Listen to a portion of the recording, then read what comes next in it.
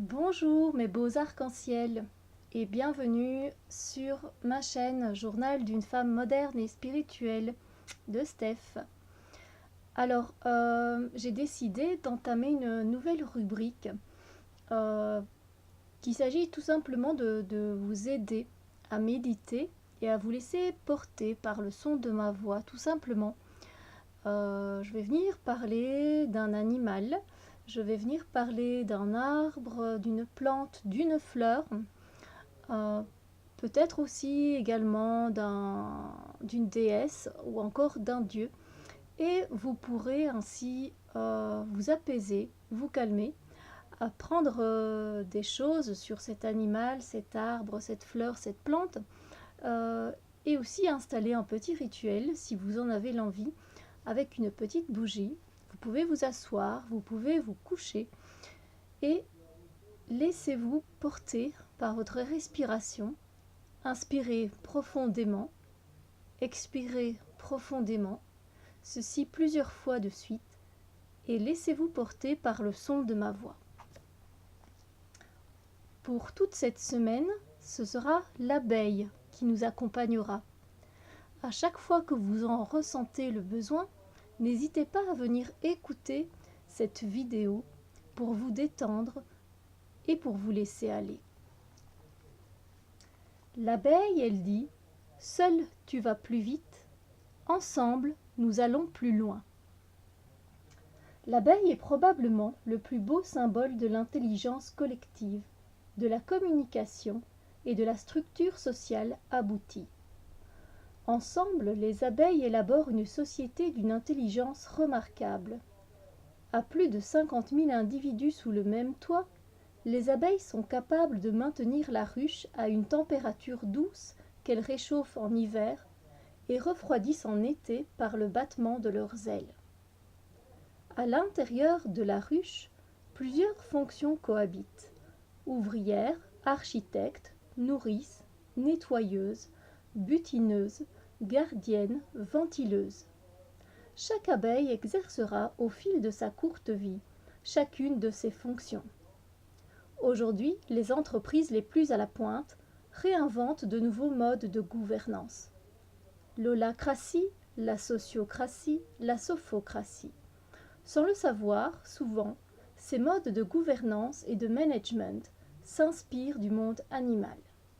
La ruche est un bon exemple de cette intelligence collective au service de la communauté. La ruche est une communauté très organisée. Pour survivre, les abeilles développent respect, mémoire, humilité, sens de la coopération, aptitude à communiquer, équilibre, connaissance et fraternité. L'abeille figure sur les étoles et étendards des rois de France. Napoléon Ier fit remplacer l'emblème de la fleur de lys par celui de l'abeille en hommage au travail collectif de la nation. En Égypte, l'abeille est née des larmes de Ré, le dieu soleil. Par son dard et par son miel, l'abeille est emblème du Christ, capable d'une piqûre foudroyante et d'un miel d'une douceur extrême. Du reste, ce miel est lui-même un baume qui cicatrise les piqûres, les brûlures et les blessures en général. Par cette posture de dard et de miel, l'abeille porte le sacre des initiés. L'abeille nous invite à regarder la place que nous occupons dans la société. Savez-vous travailler en équipe? Quels résultats visez-vous? Quel rapport entretenez-vous avec vos semblables? Savez-vous compter sur eux? Peut-on compter sur vous? L'abeille vient également vous interroger sur votre aptitude à communiquer. C'est parce qu'elle est capable de communiquer très précisément la destination d'un champ, sa densité, la nature des fleurs et le nombre d'ouvrières nécessaires à la récolte en dessinant des huit dans le ciel, que les abeilles parviennent à vivre ensemble et à se développer. L'abeille est le symbole de l'éloquence et porteuse du maître-verbe. Sa communication est très précise. Voici un message de l'abeille. Je suis l'abeille. Mon pouvoir de création est infini. Mon peuple a acquis l'art de vivre ensemble. Chaque individu, chez nous, sait trouver sa place dans la société. Chacun est indispensable et conscient de l'autre. L'intelligence n'est pas dans l'individualité de l'abeille, mais dans la puissance de la ruche. Sais-tu te reposer sur l'autre? L'autre peut-il se reposer sur toi? Peux-tu te reposer sur toi-même? Tu es une belle personne. Tu appartiens à la race des seigneurs de la terre.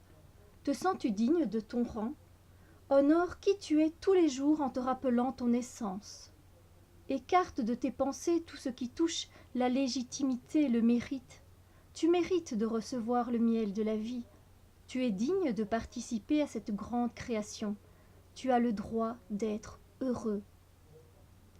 Vous pouvez, si vous le souhaitez, répéter ces phrases que je vais dire après moi. C'est le rituel de l'abeille. Donc, voilà. Je me relie au Deva de l'abeille, à l'âme collective des butineuses. Je reconnais la reine en mon cœur. Je répète plusieurs fois ces différentes phrases. Je m'autorise à être heureux. Je suis une belle personne. Je suis en bonne santé. Et si je suis malade, je reconnais en moi les ressources pour me soigner et me rétablir. Je fais confiance à ma stabilité pour maintenir ma vie en cohérence. Je sais aligner mes actes et mes intentions. Je sais communiquer avec mon entourage. Je suis une personne fiable. On peut compter sur moi. Je sais poser mes limites. Je sais demander ce qui m'est nécessaire. Je sais trouver dans le collectif, le réseau, les supports pour élaborer les projets qui me tiennent le plus à cœur. Je sais trouver les mots, le ton, les paroles pour me positionner dans la douceur, la construction et le respect. Si vous vous êtes légèrement assoupi, je vous invite à revenir à vous le plus doucement possible.